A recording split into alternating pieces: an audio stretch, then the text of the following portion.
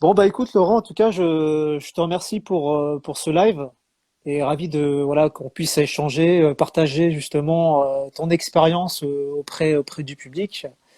Bah justement, pour celles et ceux qui te connaissent pas, est-ce que tu peux te présenter? Alors, je suis écrivain voyageur au long cours. J'ai commencé par un tour du monde à bicyclette quand j'avais 20 ans avec Sylvain Tesson. On est parti sur les routes du monde. On a fait un livre incroyable. Ça a duré un an. Ce livre Waouh. s'appelle On a roulé sur la Terre et il a été un peu fondateur. Il nous a tous les deux lancés sur le chemin puis dans nos métiers de raconteurs du monde. Ensuite, on est repartis tous les deux dans l'Himalaya, faire un autre récit qui s'appelait La marche dans le ciel, qui Ouais. a ensuite donné lieu à un film, puisqu'on avait pris le pari de filmer et de tourner dans l'Himalaya. On a ramené 6 cassettes de 42 minutes. Autant Ah dire oui. pas grand-chose, et on en a fait un 52 minutes. Donc c'était presque du tourné-monté à la vieille école, où tout ce que l'on Ouais. filmait finalement a été retenu, ou presque. Ouais. On faisait pas beaucoup de doublons. Là, bon, abondance de biens ne nuit pas, hein, mais c'est sûr que là, c'était plutôt rustique comme méthode. Ouais. Ensuite, je me suis marié avec Sonia et on est parti avec Sonia pendant 3 ans marcher 14 000 kilomètres en Afrique pour refaire le chemin symbolique des premiers hommes qui ont quitté le berceau de l'humanité, du premier couple. Incroyable. Alors, on ne s'est pas déguisé en Adam et Ève, mais c'est pas tout nu et culotté, mais presque, parce on avait que Waouh. 7 kilos sur le dos, on était en slip, on n'avait rien. On Ouais. était très très très léger. La nouveauté de cette histoire, enfin c'était pas une nouveauté puisque dans l'Himalaya on l'avait déjà expérimenté. D'ailleurs on est reparti avec les mêmes sacs à dos que dans l'Himalaya. D'accord. Sonia était venue nous rejoindre, Sylvain et moi, dans l'Himalaya autour du Manaslu. Ok. Elle avait fait donc 400 kilomètres en notre compagnie et donc elle avait elle aussi testé le voyage léger. Donc là en Afrique on était ultra léger, on avait 7 kilos sur le dos et on a fait ces 14 000 kilomètres en 3 ans Waouh, sans quel jamais prendre enfer. le moindre véhicule. Donc c'est vraiment une expérience engagée, inculturée, Oui. en Afrique où on s'est vraiment déplacé. On a vécu comme les gens avec lesquels on interagissait, qu'ils soient Mm. Turkana, Pokot, Dassanetch, Hammer, Maasai ou des gens comme vous et moi dans les villes. Ouais. Qu'on évitait quand même. On essayait d'éviter les villes parce que c'est là que sont les plus grands dangers, les plus grands prédateurs. D'accord. C'est pas dans la brousse. Les lions, ça se gère, mais une embuscade de bandits dans la banlieue de Johannesburg, c'est plus difficile. D'accord. Donc, Ok. les grandes villes sont plutôt dangereuses en Afrique, mais la campagne l'est beaucoup moins. Ok. Toute l'Afrique de l'Est, en tout cas, nous a offert une hospitalité extraordinaire. Ça a été un grand voyage au long cours. Ouais. Et on a réitéré récemment avec nos enfants à Madagascar, dont on a fait le tour pendant 4 ans. Oui, Bah, c'est dis sans donc. cesse plus lent, ma vie, et c'est sans cesse plus engagés, plus nombreux. Voilà, c'est la famille, c'est le cercle un C'est peu plus ça. large là. Ouais. Justement, Alexandre, tu parlais de règles. Chaque terrain a ses propres règles. Justement, est-ce que tu peux nous définir, par exemple, à la montagne, à la mer, enfin, dans une jungle, c'est quoi ces règles en fait? Alors le mot, je l'ai lâché tout à l'heure et je vais le répéter parce que c'est un petit peu ma pierre d'angle, c'est l'inculturation. Le truc, le secret, c'est de faire comme ce que font les gens qui sont adaptés Ok. au milieu dans lequel ils vivent. Donc Ouais. dans le Sahara, il faut être avec des Touaregs, avec des Méharistes et faire comme eux. Dans l'Himalaya, il faut être avec des Sherpas, avec des porteurs, avec des gens qui vivent, des Tibétains, des transhumants ou des moines bouddhistes qui vont de monastère en monastère. On marchait avec eux. En fait, il faut imiter les gens, endosser l'habit, la condition et les difficultés, les épreuves des gens avec lesquels on prétend interagir. C'est un petit peu le modus operandi, pardon, de toutes mes histoires. Et dans l'Himalaya, alors il fallait être léger et surtout ne pas rester coincé au col. Donc tous les matins, on se disait, on va passer le col et il faut être suffisamment léger pour redescendre de l'autre côté parce que c'est dans les fonds de vallée que coule l'eau, mais que se D'accord. retrouvent aussi les hommes. Donc l'idée étant de franchir un col par jour et pour ça de partir très tôt et donc partir à l'assaut du col et le passer avant midi pour redescendre de l'autre côté. C'est un petit peu ce qu'on fait en montagne d'ailleurs.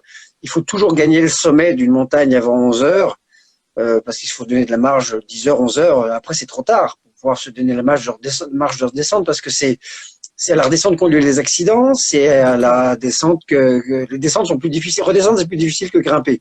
11 heures. Ok, c'est bon à Ouais, savoir ça. 11 heures, c'était vraiment le dernier carat pour un sommet, hein. Et donc, pour un col, c'était pareil. Et nous devions notre salut dans notre légèreté, dans notre furtivité, dans notre vélocité, dans notre agilité pour être de l'autre côté. Et c'est grâce à ça qu'on n'avait que 7 kilos sur le dos, qu'on était en short, en basket et en petit collant de danseuse et de ballerine et qu'on a traversé l'Himalaya. Ça se fait pas, en fait.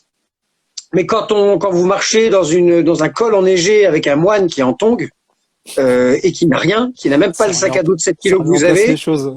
bah évidemment, lui il est là avec ses tongs, il est là avec sa robe de bure Bordeaux, là, comme les moines bouddhistes de monastère en monastère, c'était aux Anscars, je me souviens de ces rencontres insensées, et il a même pas un baluchon.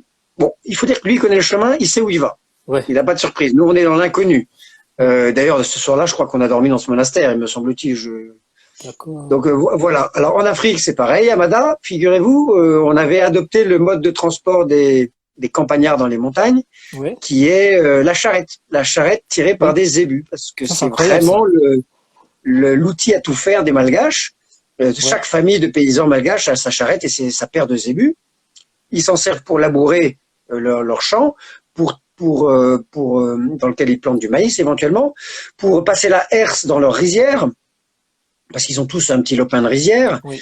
et pour aller vendre leur production, pour charger la charrette de briques, pour fabriquer leur maison, parce qu'ils fabriquent les briques en périphérie de leur rizière, en faisant cuire l'argile avec de la balle du riz, vous savez, ces espèces de petits flocons qui entourent le riz. Oui, Donc c'est c'est génial. en circuit fermé.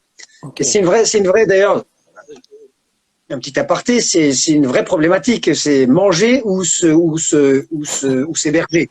Parce Ouais, qu'en fait, l'argile qui constitue la rizière avec ses limons, c'est avec ça qu'on fait les briques. ouais. Alors si on fait, et ils font des grands trous dans leur rizière en fait pour se loger et construire des maisons pour leurs enfants, s'agrandir, C'est etc. extraordinaire. Donc Waouh. c'est tout un calcul qu'ils doivent faire entre la surface agricole utile et l'argile qu'ils vont manger pour fabriquer des briques avec la balle du riz.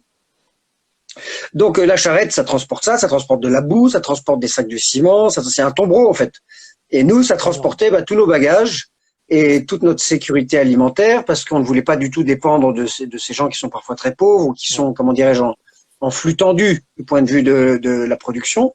Donc il n'était pas question de leur ôter un grain de riz de la bouche. Donc on portait aussi des choses lourdes et idiotes comme des boîtes de conserve. Et on avait aussi des soupes aux nouilles chinoises légères. On avait un sac de riz de 20 kilos. Waouh. On avait on avait 40 litres d'autonomie en eau. Donc ça, c'est 2 bidons de 20 litres. Donc c'est lourd.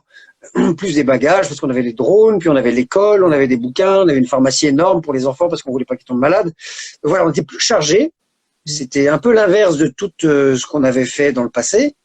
Mais de cette lourdeur, pesanteur, on espérait qu'il allait naître une lenteur consubstantielle et que de cette lenteur allait naître la profondeur. La profondeur dans la rencontre, la profondeur dans la compréhension Ouais. des problématiques, souvent liées au paysage et au franchissement parce qu'il y a un déficit de routes et de pistes épouvantable à Madagascar, ce qui explique aussi son enclavement et les difficultés de développement.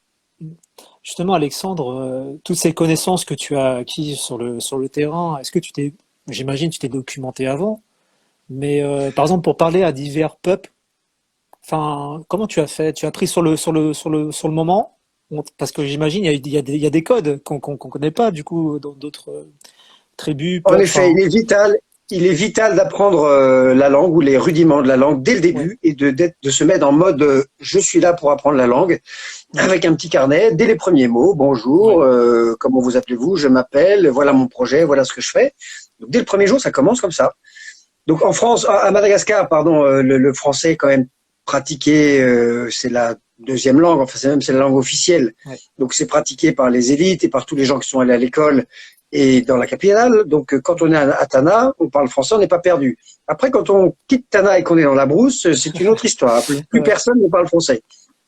Mais enfin, de moins en moins de gens parlent français. Puis Comment tu il y a fais? un jour, plus personne ne parle français. On a mis, entre temps, on a appris le malgache. Donc moi, j'ai appris le malgache, pas parfaitement, mais j'ai une demi-heure, trois quarts d'heure de conversation suffisante pour présenter ce qu'on fait et poser des questions sur la vie des gens. Et puis quand on veut rentrer dans le vif du sujet, enfin un petit peu dans la complexité, là on trouve toujours un francophone qui est celui-là même qui va pouvoir nous expliquer la complexité. Et on avait avec nous deux malgaches qui étaient nos coéquipiers, dont l'un parlait très bien français. Donc lui, il était notre truchement. C'est lui d'ailleurs qui était mon prof de malgache, et c'est lui qui pouvait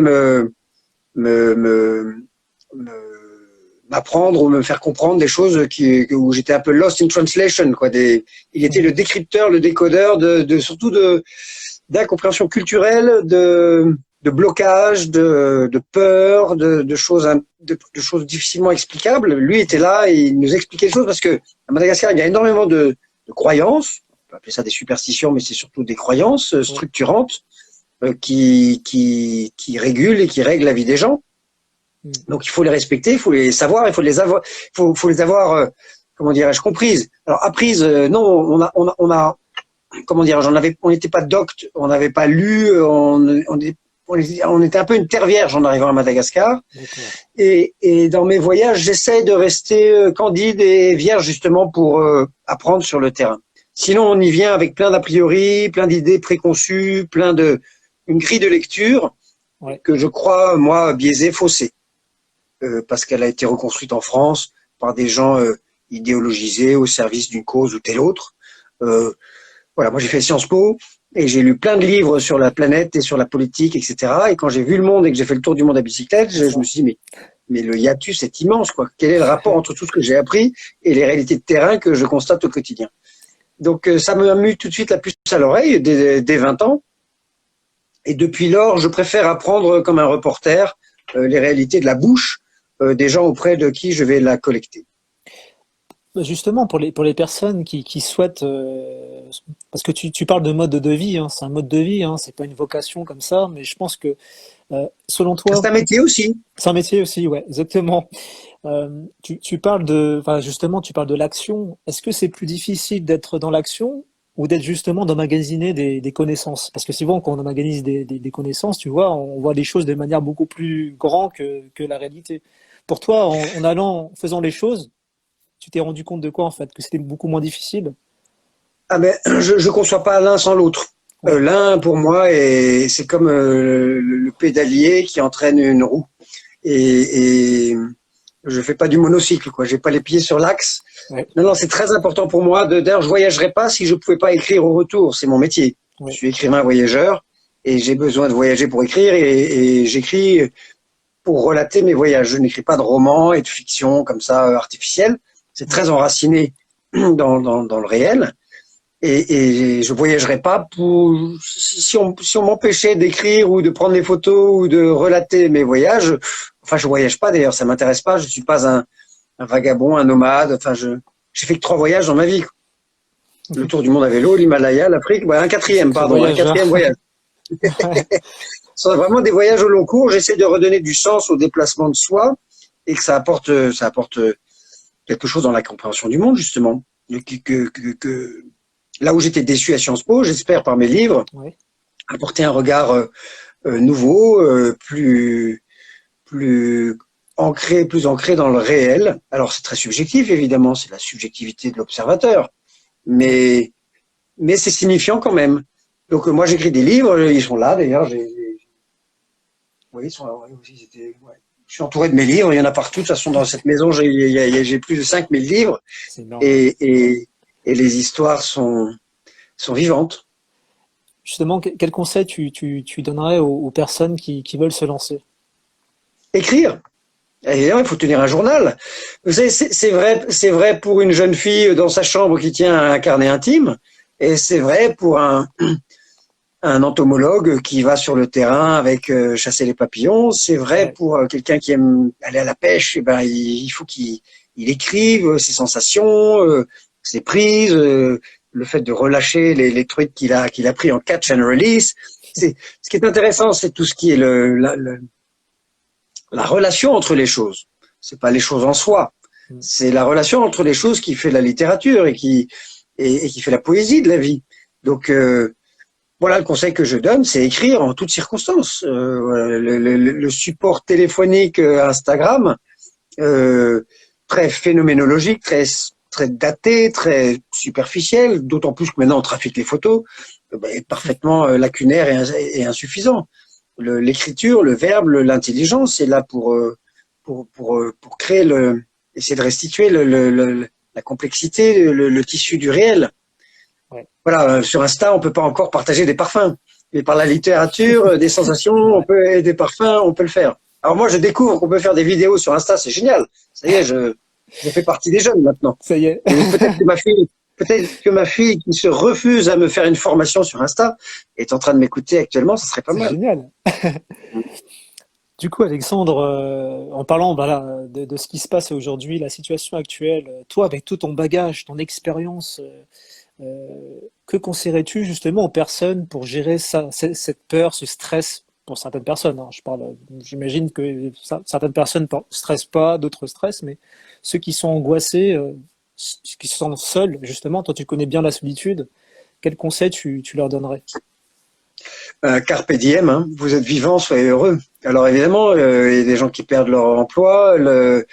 les commerces sont fermés, les magasins sont fermés, mais c'est une opportunité pour faire autre chose.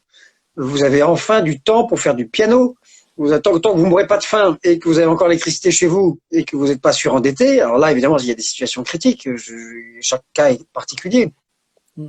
Moi, personnellement, j'ai tout fait dans ma vie pour ne pas être endetté. Alors, je suis endetté pour ma maison comme tout le monde, mais j'ai aucun crédit. J'ai jamais vécu au-dessus de mes moyens. Je vis que de mes droits d'auteur. Mais pour certains, c'est totalement angoissant. Moi, j'ai jamais eu de salaire de ma vie. Donc, pour les gens qui ont perdu leur emploi et qui n'ont pas de salaire, c'est comme ça que je vis depuis 50 ans. Enfin, depuis 30 ans. Donc, c'est pas une source d'angoisse pour moi. Je comprends que ça puisse l'être pour quelqu'un qui perd son emploi et qui a des traites à payer, évidemment. Il y a un effet ciseau diabolique. Et c'est pas évident de recréer des ressources financières pour vivre au quotidien. C'est pas impossible. Il y a plein de métiers à inventer. Il y a plein de trous à boucher. Il y a plein de choses à faire en termes de services, en termes de réparation. Tout le monde a besoin. Alors, ça passera par du noir, évidemment. Avant de faire des fiches de salaire de je vais réparer les placards chez ma voisine, bon, toutes les solutions sont possibles.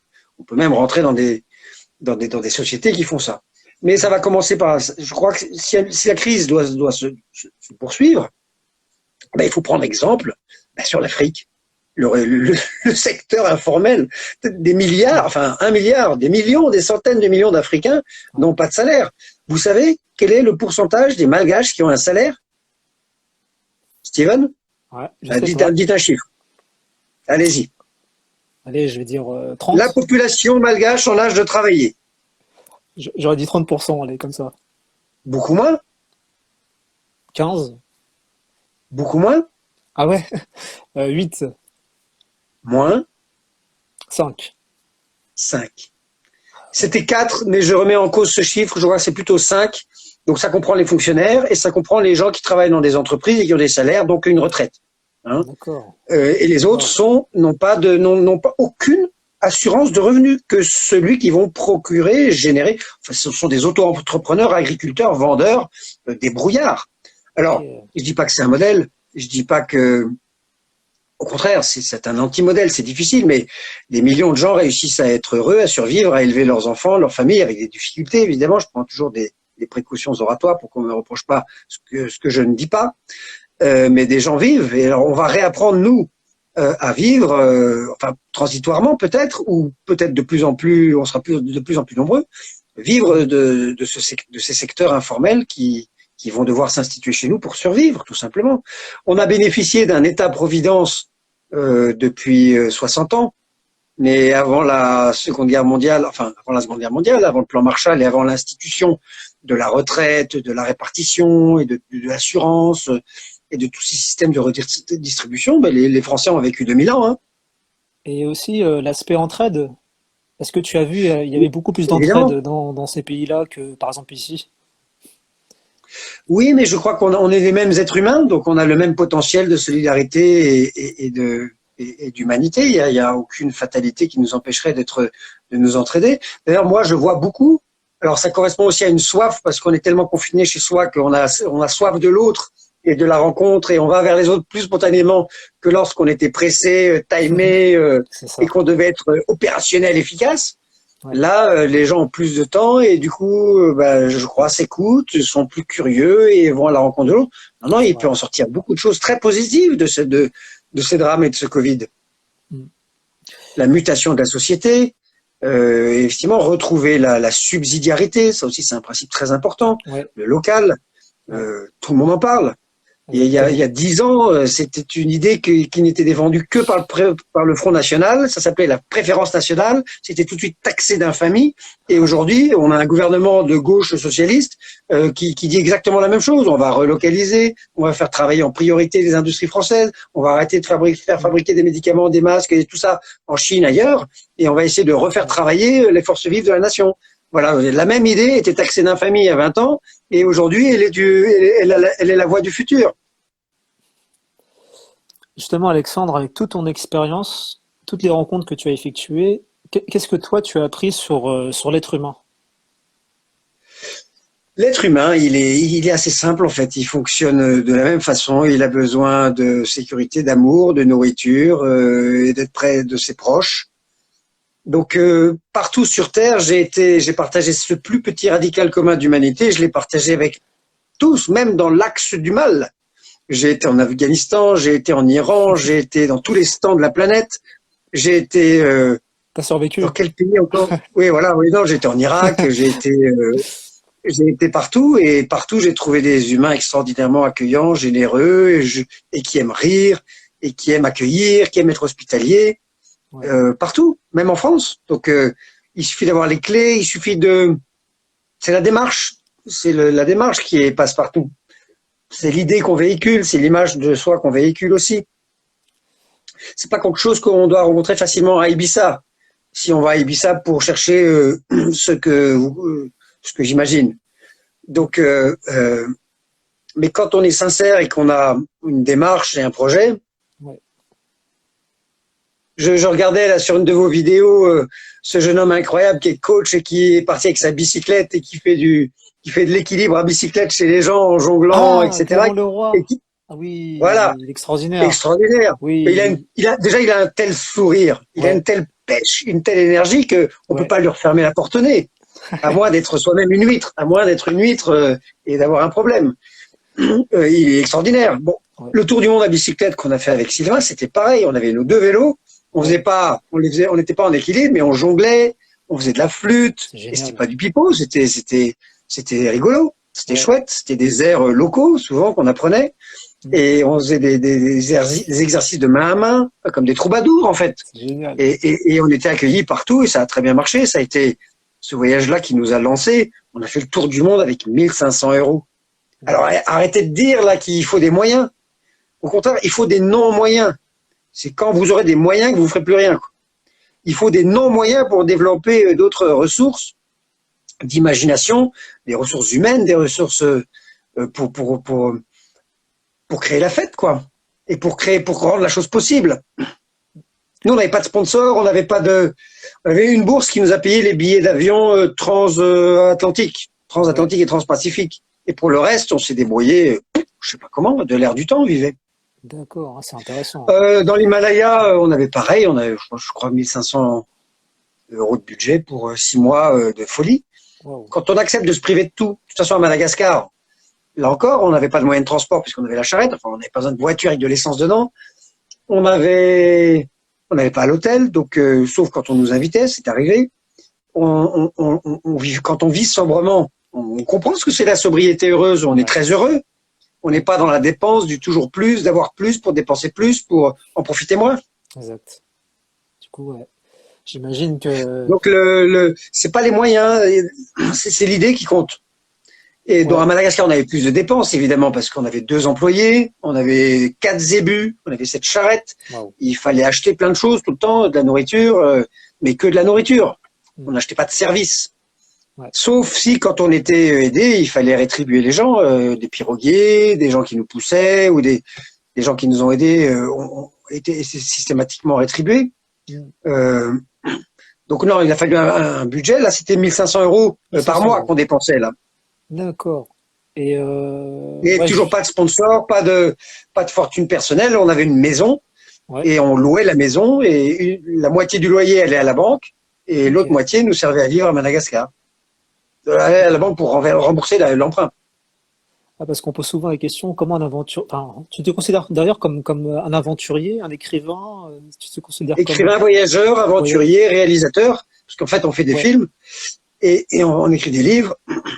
ouais, Donc il se trouve que j'ai pas besoin de grosses machines qui coûtent 2 millions. Si j'avais un bateau en carbone et je devais faire le tour du monde, là évidemment j'aurais besoin de sponsors. ouais. Il y a plein de gens qui font le tour du monde sans sponsor, qui achètent leur bateau 300 000 euros, ils vendent leur maison et ils font le tour du monde avec leurs économies. Ils n'ont pas besoin de sponsor non plus. Donc tu veux dire en Donc, gros c'est l'adaptation du terrain avec évidemment l'adaptation avec les codes de chaque peuple, chaque tribu, qui fait qu'ensuite après bon faut un peu être débrouillard aussi, qui fait que ça on peut réussir quoi. évidemment, un, un, Ouais, un berger tibétain, c'est un aventurier de l'extrême. ouais, Un Inuit, c'est un aventurier de l'extrême. ouais. Un Touareg, c'est un aventurier de l'extrême. Un Mm. Maasai, c'est un aventurier de l'extrême. Un Bushman de Namibie, c'est juste un martien sur Terre. Tellement c'est un aventurier de Ouais, l'extrême. ils sont là les Et extraterrestres. essayer de copier 15% de leur savoir-faire, Ouais. c'est déjà la garantie de survie, mais c'est pas du tout garanti. C'est compliqué. Donc l'humain est partout très très adapté et extraordinairement efficace. Mm. Et donc on apprend. Moi j'ai appris à trouver de l'eau dans les rivières à sec avec des Maasai. Bon, j'ai pas appris à chasser parce que j'ai pas le temps de chasser. Il vaut mieux être léger et que les gens me demandent est-ce que vous preniez le temps de pêcher. Bon, si j'avais été en Alaska, perdu au fin fond du Yukon ou dans le Grand Nord canadien où il y a personne, là évidemment on est obligé de chasser et de pêcher pour survivre. Mm. Mais les aventures à moi ne sont pas misanthropes. Elles sont pas au pôle Nord, elles sont pas au pôle Sud, elles sont pas au sommet des montagnes. Elles sont au cœur de là où il y a des sociétés, des humains qui m'intéressent que ça m'intéresse d'interviewer quoi et avec lesquels interagir. Je ne suis pas l'aventurier. Euh, J'aime beaucoup Mike Horn, hein, mais je ne suis pas l'aventurier à la Mike Horn qui est dans l'exploit Performance. du surhomme Oui. prométhéen, qui va être le premier à faire un truc que personne n'a jamais fait. C'est pas tellement ce qui m'intéresse. Ouais, parce qu'en fait, Et quelque c'est très bien part, qu'il y en ait qui le fassent, ouais, pardon. Ce sont je les appelle les aventuriers prométhéens, les aventuriers sportifs, qui oui, gagnent des secondes, qui gagnent des mètres, des records. Hein. qui poussent, voilà, des records de curseurs. Moi, c'est pas du tout ma quête. C'est Toi, très bien que ça existe parce que ça inspire plein de gens, mais c'est pas ma quête. t'es plus dans le côté apprentissage, contact relationnel réellement avec les Oui, gens. et, oui. Et maintenant, l'évolution de mes voyages va vers plus Oui, de maturité, de solidarité. C'est plus le voyage inutile, c'est plus le voyage pour moi, c'est plus le voyage je vois ce que tu veux nombrilisto-centré. dire. Ouais. C'est le voyage qui va essayer d'apporter un éclairage nouveau sur un pays pour essayer de mieux le comprendre, pour que les élites de ce pays-là, qui souvent comprennent mal leur pays et comprennent pas vraiment les problèmes, puisque eux-mêmes ont Mm. plein de problèmes C'est ça. euh, de survie, eh bien, qu'ils puissent s'en servir, qui ça leur donne des clés pour éventuellement travailler un sujet ou un autre. Et puis surtout pour être utile concrètement à des gens qui en ont besoin, des ONG, des entreprises. On a essayé d'aider, de mettre en lumière tout ce qui se faisait de positif à Madagascar, que ce soit dans l'humanitaire, dans le solidaire ou dans l'entrepreneurial, parce que finalement la plus belle des ONG c'est l'entreprise. C'est celle qui donne pas du poisson mais qui apprend à pêcher. C'est Ouais. celle qui donne un revenu et non pas une boîte de lait concentré pour survivre. Vous voyez, il y a des cautères sur des jambes de bois, puis il y a des choses qui s'inscrivent dans la durée. Euh, il n'y a pas plus efficace que l'entreprise et la création de richesses pour la prospérité d'un peuple et d'un pays, d'une nation. Alexandre, actuellement, enfin, là, j'imagine, tu as eu le temps peut-être de réfléchir. Est-ce que tu as des projets actuellement que tu vas mettre en place là? Alors, j'ai toujours plein d'idées, mais je m'interdis d'y penser parce que je suis toujours très impliqué dans notre histoire malgache. Oui, Et là, j'ai fini par écrire le premier tome de cette histoire, ok. ce qui couvre un peu plus que la première année, mais les 1000 premiers kilomètres, sachant qu'on en a fait 4000. C'est Ouais. déjà un livre qui fait 450 pages. Waouh. Il me reste à peu près 1000 pages à écrire. Ok. Donc, tant que c'est pas fait, moi, je tourne pas la page. Sinon, ça Ouais. serait brader ce qu'on a fait à Mada. Et ça serait vraiment pas rendre honneur et hommage à tous les gens qu'on a rencontrés ensuite, qui nous ont appris des trucs ensuite et avec lesquels on a vécu des choses fabuleuses. Alors, on l'a fait, cette restitution, à travers nos films, mais ça suffit Ouais. pas. Le film, c'est quelque chose de monté, c'est quelque chose de capté, avec des conditions. Il y a une forme de mise en scène, même si on se mettait pas en scène, il fallait quand même se mettre un peu en scène, entrée de champ, sortie de champ. C'est parce qu'il y avait pas de caméra extérieure, c'était pas Mm. quelqu'un d'étranger qui nous filmait, c'était nous qui nous filmions. Donc il y a un aspect, malgré tout, il y a un aspect mise en scène. Dans le livre, il n'y a plus ça du tout. On relate, on raconte l'envers du décor, tout ce qui n'est pas en image, tout ce qu'on peut pas raconter en image. C'est ça D'accord. l'intérêt d'un livre. Ouais. Mais en même temps, on ne peut pas, dans un livre, ne pas mettre ce qui est à l'image. Sinon, les gens vont dire, mais ça manque. Là, la scène avec cette personne que j'ai vue dans ce film, pourquoi il ne le met pas dans le livre? Il y a un trou. Donc, forcément, le livre est plus inclusif et plus compliqué à écrire, mais passionnant. J'adore. C'est mon métier, c'est mon cœur de métier. Donc, je passe des heures, là, je passe 10 heures par jour, sédentaire, assis sur une chaise dans mon bureau, à revivre à réécrire ces aventures malgaches. C'est énorme. Alexandre, toutes ces expériences là que tu as acquises, accumulées, qu'est-ce que toi ça t'a apporté du point de vue personnel? Bah, moi, ça m'a rassuré. Je suis pas quelqu'un d'inquiet. Je suis pas quelqu'un d'inquiet face à la peur de manquer. Je suis pas quelqu'un d'inquiet face à la montée des extrêmes ou des voisins ou de. Je suis pas d'un naturel inquiet. Je suis un peu inquiet d'un point de vue, comment dirais-je, global sur la Tu t'inquiètes planète, plus mais pour les pas. autres que pour toi, tu veux dire? Oui. Bon, ce que ça m'a apporté à moi, c'est que je suis inquiet pour les autres, mais pas pour moi. Je suis inquiet pour mes enfants, par exemple. Euh, Ouais. j'ai tendance à être comme tout le monde, un papa poule un peu protecteur. Je suis pas comme tout le monde, j'ai dit ça, mais il y a des parents qui sont peut-être plus cool et plus relax. Non, je suis inquiet par beaucoup de choses que je vois se dégrader autour du monde depuis le temps que je l'arpente et que j'en suis un reporter finalement. Les indicateurs sont vraiment dans le rouge. Donc là, je peux pas vous chanter, je veux pas la petite musique de Tout va très bien, Madame la Marquise. Justement, qu'est-ce que tu as remarqué? C'est quoi les points négatifs que tu as remarqués? C'est l'écologie, enfin les conditions Oui. climatiques, c'est tout ça? Et alors moi, j'ai un point de vue qui est assez tranché sur la question. Ouais. La fonction, comment dirais-je, le dérèglement planétaire aujourd'hui, il est anthropique. Ok. Le nier, c'est vraiment être aveugle. Ouais. Alors évidemment, il y a des forces bien plus fortes que l'homme sur Terre. Le Soleil est bien plus fort que l'homme. Mm. Les étoiles sont bien plus fortes que l'homme. Mm. Et la Terre a subi des cycles avant l'homme qui Ouais. étaient cataclysmiques. Mm. Nonobstant, l'un n'est pas exclusif de l'autre. Là, il se trouve que l'anthropocène, notre présence sur Terre, avec un impact rétroactif sur la planète, il est réel et il est visible. Ouais. Et sans doute, il est compensé par un refroidissement. Certains astrophysiciens et astronomes disent que la Terre est dans une phase de refroidissement. D'accord. Ce qui veut dire que le réchauffement serait bien pire. Et là, il est ralenti par ce refroidissement. Malheureusement, il est beaucoup trop rapide. Et donc le climat va être bouleversé partout. Alors ça va se traduire par des réchauffements à certains endroits. Enfin, le réchauffement est global.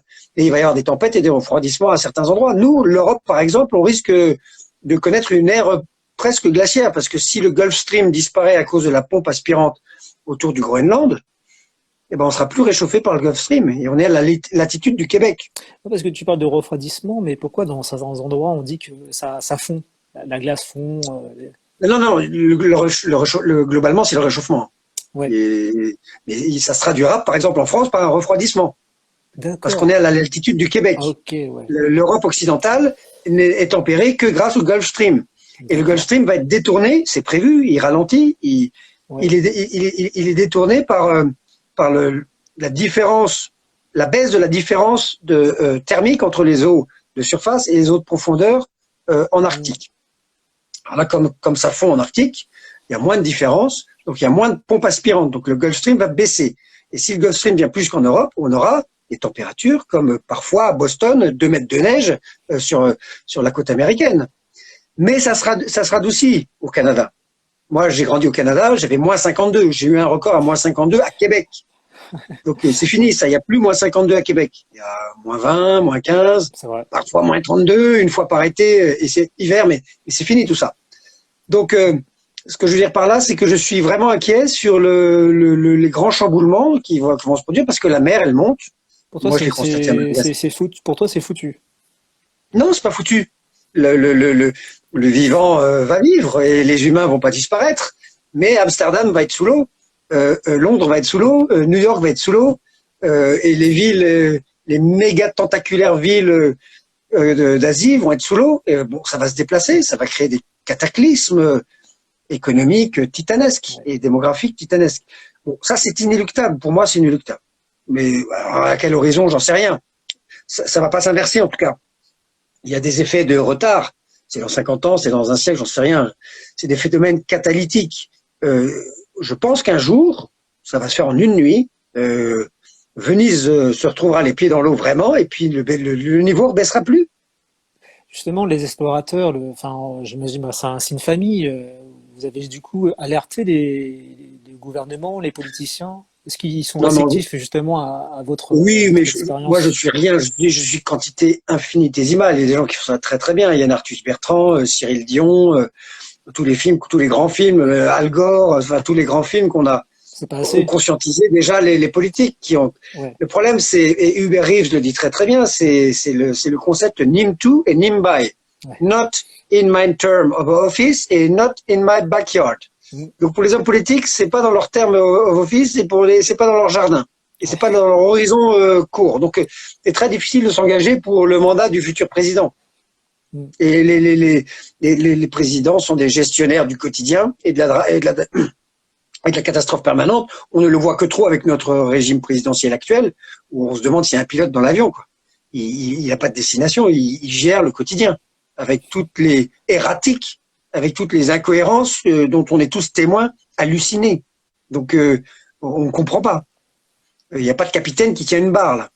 Ouais. C'est de la politique au jour le jour. Donc c'est ce que font les politiques. Donc c'est très difficile de s'inscrire dans le temps long, dans le temps moyen, et pourtant il faut le faire si on veut et on le fait. Je veux dire, toutes ces injonctions, c'est la France quand même qui a fait ça a commencé à Kyoto, toutes les COP, je me souviens de la COP 12, 13, 20, maintenant 21, il y en a une prochaine, ça vient de chez nous, donc la conscience elle est là, l'influence elle est là, la volonté de passer aux voitures électriques elle est là. Moi, je l'ai appelée de mes voeux en criant dans le désert pendant 20 ans. Et là, on peut pas dire qu'elle n'est pas là. Ouais. Alors maintenant, c'est les scrogneux qui disent, ah, mais le lithium, les batteries, ça pollue, berk. Mais vous savez ce que ça a fait le pétrole à notre planète? La pollution des puits de pétrole. Vous vous souvenez de l'Amoco Cadiz, des pétroliers qui se cassent en deux sur des rochers? C'est pas de la pollution, ça? Vous avez oublié les raffineries? Imaginez l'outil pétrole. Moi, Jancovici, Jancovici est un prophète. Il faut aller voir son blog. Il est extraordinaire. Ouais. Il parle vraiment d'énergie. Lui, il comprend ce que c'est. Il a une totale maîtrise du problème énergétique de la planète. Donc non, l'outil pétrole, c'est quelque chose d'énorme à refonder. Il y a 1 milliard de véhicules sur Terre. Des centrales nucléaires, des pipelines, pardon, pas nucléaires, des centrales de pétrole.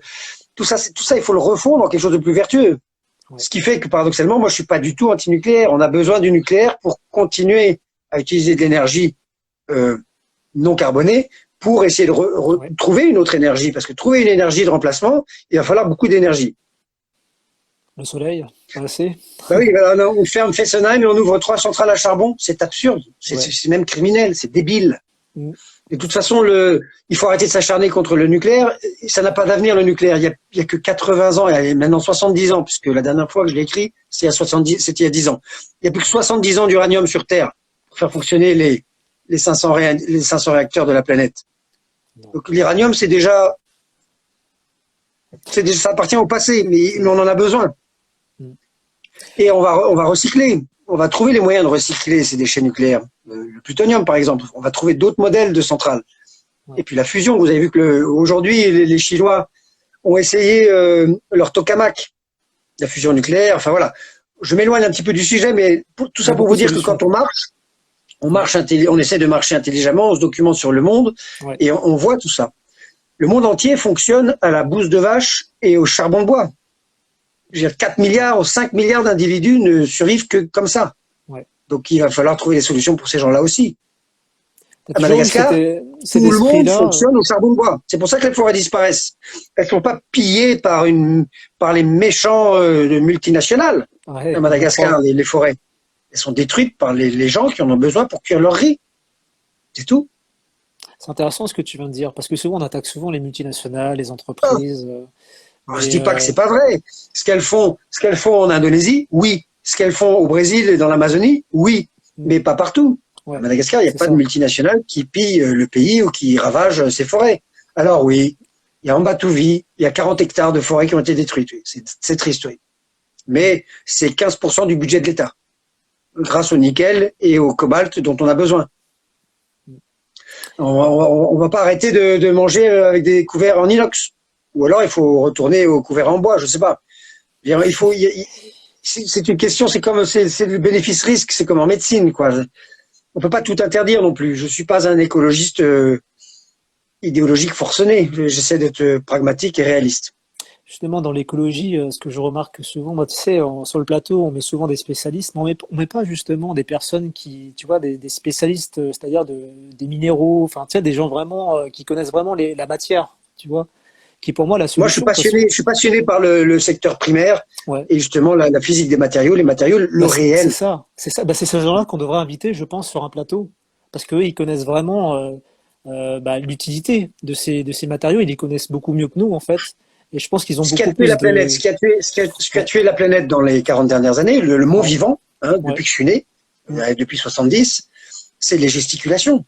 C'est ouais, vendre des tomates aux Espagnols qui nous vendent des tomates en retour. C'est toutes ces gesticulations c'est ça. qui n'ont pas été orchestrées par la prétendue main invisible de l'économie. Il Mm. n'y a pas de main invisible, il y a que des profits générés en créant des marges. Donc, on a créé de la marge en envoyant tout le travail du monde en Asie. Ben, on s'est suicidé et on a suicidé le monde. C'était vraiment la dernière chose à faire. Mm. Alors, évidemment, il y a toujours de la compétitivité quand il y a des gens qui acceptent de travailler moins cher. C'est sûr. Mais leur niveau de vie a augmenté, leurs exigences ont augmenté et ça devient de moins en moins rentable. Mais à quel prix? À quel prix pour la planète? Toutes ces gesticulations, ces dépenses énergétiques. Une gesticulation, c'est une dépense énergétique. Vous mettez des atomes dans un monde confiné, vous resserrez, eh ben, ça va chauffer. Vous Ouais. dilatez, ça va refroidir. C'est aussi simple que ça. Donc beaucoup de Du coup, c'est bien transports, parce que beaucoup d'échanges, t'as répondu c'est à mes trucs. oui. Non, je veux dire par Donc là, c'est simple, c'est la excuse-moi. subsidiarité, le local, ralentir, refroidir, euh, remettre du sens dans tout ce que l'on fait, dans tout ce que l'on mange. Ce toujours plus conduit à notre perte. On le voit bien avec ces alimentations déglinguées qui nous font des cancers en fait. Ouais, c'est vrai. Justement, Bon, à Madagascar, il y a beaucoup moins de cancers.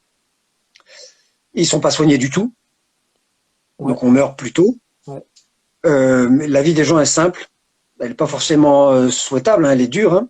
mm, Alors faut trouver, je sais pas, il faut trouver un modèle parfait entre les deux. Je crois que le problème vient aussi quelque chose qu'il ne faut pas se cacher derrière son doigt, il est démographique. On dit tout le temps partager, partager, partager. Oui, mais si on est trop nombreux, le gâteau grandit moins vite que les humains. Donc la part pour chacun est sans cesse plus petite. C'est ce qui se passe à l'échelle de la planète. Alors il y a des problèmes d'inégalité, de répartition, on est bien d'accord, ouais, et ouais. d'injustice, on est bien d'accord. Mais tout vient de l'homme. Et l'homme, c'est la démographie. Le nombre, le nombre, le nombre. Il Donc on faut est avoir un beaucoup trop nombre en là pour toi. Pour toi, cohérence avec on est son niveau trop. économique. On est Pardon? trop pour toi. On est trop pour toi. On est Ah beaucoup oui, oui, trop. pour moi, C'est il n'y a ça le pas de vrai doute, problème. évidemment. Ouais. Mais non, est-ce que on est même trop de Français? Trop de Est-ce français. que notre objectif est d'être 100 millions? C'est quoi? On tend vers quoi, là? C'est quoi l'objectif? Est-ce qu'il y a une limite? Est-ce qu'il y a un plafond? Est-ce qu'on sera mieux quand on sera 100 millions de Français? On va même Est-ce habiter qu'on sur sera une autre plus, planète après. non mais voilà, c'est absurde. Aller dépenser des milliards pour aller sur Mars, moi je trouve ça totalement idiot. Enfin, c'est super pour la science, mais Ouais. on n'ira jamais sur Mars. C'est illusoire. Et si on y va, il y aura que 10 personnes, quoi. Le salut n'est pas sur Mars, il est sur Terre. Il y a des portions entières de la Terre qui sont inexplorées, inconnues. On ne connaît pas l'océan, on ne connaît pas les grands fonds. Exactement. Puis il y a tellement d'espèces qu'on ne connaît pas.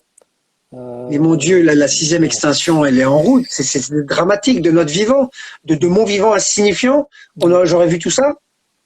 ouais. Et C'est vrai que on porte cette culpabilité, évidemment. Alors moi, j'ai bien voyagé, évidemment, et je promeux le voyage. Mais comme je vous dis, j'ai fait que 4 voyages. Je suis jamais allé à la République dominicaine me mettre les doigts de pied en éventail. J'ai jamais été faire du surf à Bali. J'ai jamais fait des voyages à la con. Mon premier voyage, je suis parti de bicyclette de chez moi. Et je suis revenu chez moi avec la même bicyclette. Alors d'accord, j'ai pris 2 avions pour traverser l'Atlantique et le Pacifique, mais s'il n'y avait pas eu d'avion, j'aurais pris un bateau. J'aurais pris le temps. Et tout à l'avenant. Donc, évidemment que je suis en contradiction avec moi-même aussi. Vous voyez, j'ai de l'électricité, là, je suis pas à la bougie. Je suis pas contre ça, mais je, je reviens au nombre. Cette prospérité n'est pas possible pour 10 milliards d'individus sur Terre. Voilà. ouais. Donc, moi, c'est clair. Et à Euh, Madagascar, ils ne sont que 28 millions et ils ont déjà dépassé toutes les limites. Ils sont dans le rouge ouais, à tout niveau, c'est dingue dans ça. l'épuisement des ressources. Mm. Donc, alors évidemment, sur une surface comme Madagascar, une société différente pourrait avoir 60 millions de personnes. Mais ça n'est pas une société différente. C'est une société agricole avec 5% de salariés. Ouais, Où on est. Alors évidemment, ça ne va pas se faire en un jour que la société se change, mais la nature et Madagascar aura été mangé, détruit, euh, comment dirais-je, au préjudice de la totalité de la population. mm, Parce que quand il n'y aura plus du tout de forêt à Madagascar et qu'il y aura ce qui est en train de se produire et qu'il n'y aura plus de poissons et que la terre sera partie par le lessivage, par l'érosion, les Malgaches s'en porteront pas mieux, hein, pour être 25, 30, 40 et 50 millions. Non, ils s'en porteront beaucoup moins bien. C'est des phénomènes qui sont difficilement réversibles de paupérisation. On dit c'est un syndrome haïtien. Et ensuite, c'est le syndrome de l'île de Pâques. C'est des choses qui sont connues, qui ont déjà été identifiées dans l'histoire des civilisations. Madagascar n'en est pas là, mais on prend le chemin. mm, Donc, pour moi, parce que là, c'est un petit peu mon bébé, et ni le pouvoir n'en a la moindre conscience, et d'ailleurs, ils n'ont pas du tout l'intention de mettre en place un quelconque planning familial. C'est pas du tout quelque chose qu'ils ont analysé comme étant une cause de leurs problèmes. d'accord. Ouais, ça Alors doit que être partout où nous étions à Madagascar, nous avons vu des milliers d'enfants ouais, déferler sur nous, très joyeux, adorables, mignons, sympathiques, mais qui pour nous suscitaient une immense angoisse. mm, C'était hyper anxiogène, pas parce qu'ils nous stressaient, parce qu'on se mettait par empathie à se mettre à la place de leurs parents, mais comment va-t-on les nourrir? Comment va-t-on les former? Comment va-t-on les soigner? Comment va-t-on leur donner un travail? Qui va le faire? Et dans ces campagnes, dans cette brousse malgache, il y avait des mères remarquables, des instituteurs remarquables, des infirmiers remarquables, complètement débordés. ouais, tu m'étonnes. Ça va pas se faire en 5 ans, ni en 10 ans. Il faudrait inverser. Il faudrait inverser la tendance. Mais c'est vrai pour la France aussi. Ouais, Et c'est pas une question de sous-chiens ou de Français d'importation. C'est une question de nombre. pareil ici, ouais, Même si les Français, on se mettait à faire moins d'enfants, mais que c'était compensé et par le double de gens qui viendraient d'ailleurs, ça n'arrangerait pas le problème, ça ferait que l'aggraver. Euh, non, on ne sera pas mieux quand on sera 100 millions de Français et la France sera pas mieux pour le monde. Oui. Et c'est vrai pour tout. Donc je suis néo-malthusien, on peut le dire, oui. bon, Et au moins, c'est clair. comment dirais-je, je demande qu'à être convaincu du contraire, mais ça fait juste 30 ans que je constate l'inverse. Bon, justement, pour finir, Alexandre, en tout cas, le temps passe vite, hein, 52. Est-ce que tu auras un message justement pour les personnes qui nous écoutent, un message d'espoir? Qu'est-ce que tu aimerais leur dire? Bah ils ont de la chance d'être vivants, que la vie est la plus belle des aventures et que le monde est entre nos mains. On est tous à la barre de notre petite barque et en fonction des responsabilités de chacun. Moi, j'ai juste ma barque familiale et un petit peu mon lectorat. Et les gens qui sont là ce soir, qui sans doute m'aiment bien, sinon ils ne seraient pas là. Donc je n'ai pas une grande influence sur le monde, mais je souhaite que ceux qui en ont Eh ben, écoute, des gens comme moi, et je suis pas seul. Bon, en tout cas, Alexandre, je te remercie infiniment pour ton temps et ton partage, et puis continue à transmettre la connaissance, quoi. Je pense que la solution, c'est vraiment la connaissance multiple de ce qui nous entoure, de ce qu'on a autour de nous. Évidemment. Tout est là, en fait, hein. La connaissance réelle, pas comment Exactement. dirais-je, redigérée, idéologique. Des concepts, Oui. pas des... C'est ça, exactement. Bon, en parlant de no malthusianisme, je me réfère pas du tout à Malthus. C'était un monsieur dans son temps, dans son époque, dans ses États-Unis. Ouais, Finalement, le mot est idiot. Il faut être raisonnable, quoi. ouais. N'ayez pas 8 enfants. La planète ne peut plus supporter. En moins, c'est clair. Ouais. Bon, bah, Alexandre, je te remercie en tout cas.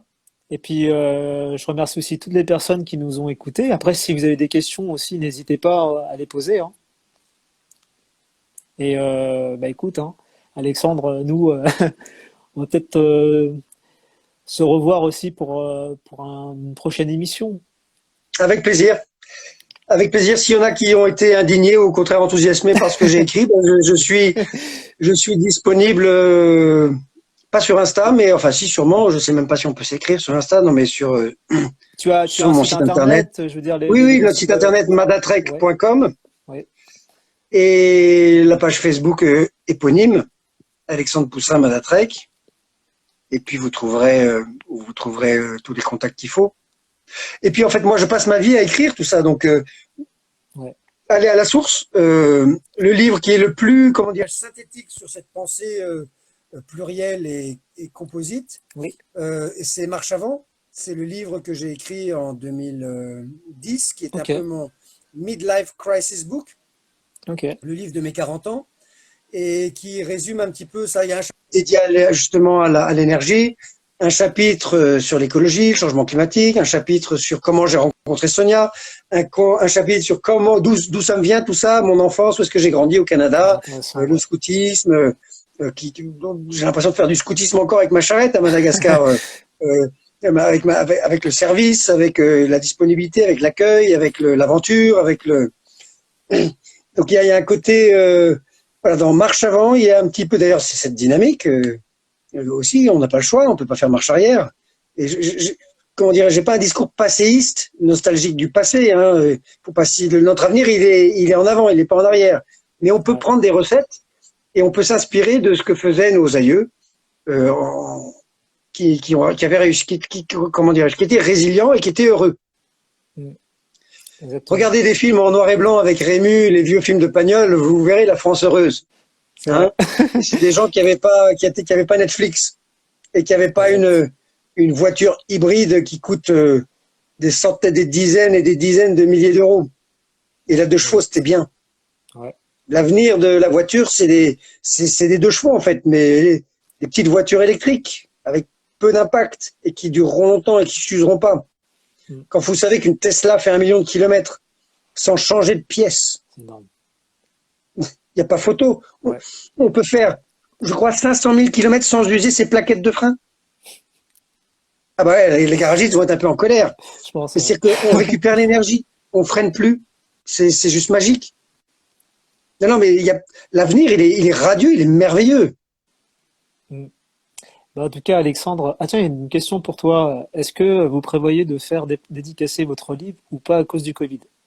De Boîte Bleue. Alors oui, le monde va se rouvrir. Hein, le monde va se rouvrir.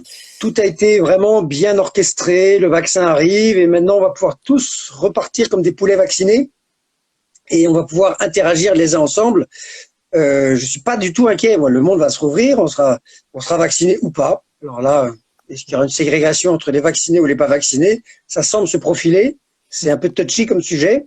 Est-ce que j'aurai le droit de voyager si je suis pas vacciné? Et Ah ouais, toc. alors Est-ce que j'ai le droit ça, de prendre un avion si je suis pas vacciné? ouais. Et toc. Est-ce que j'ai le droit de prendre un remont de pente au ski si je suis pas vacciné? Bon.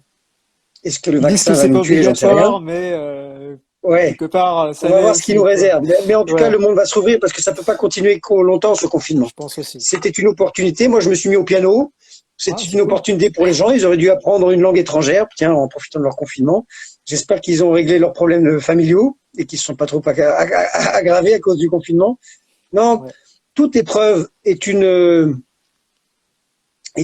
source de mutation et de rebond. Ouais. Donc, il faut être positif. Ça a été dur, on a serré les fesses, mais the future is bright ahead. On a du travail. Bon, bah, sur ce, Alexandre, je te remercie infiniment et puis je remercie aussi toutes les personnes qui nous ont écoutés. Voilà, j'espère que ça vous a plu. À bientôt pour un interview à la caméra. Tu viendras Ouais, chez nous. voilà, on fait ça la prochaine fois. Super. Salut Salut Steven. Au Alexandre, revoir à tous. bonsoir à Au revoir. tous.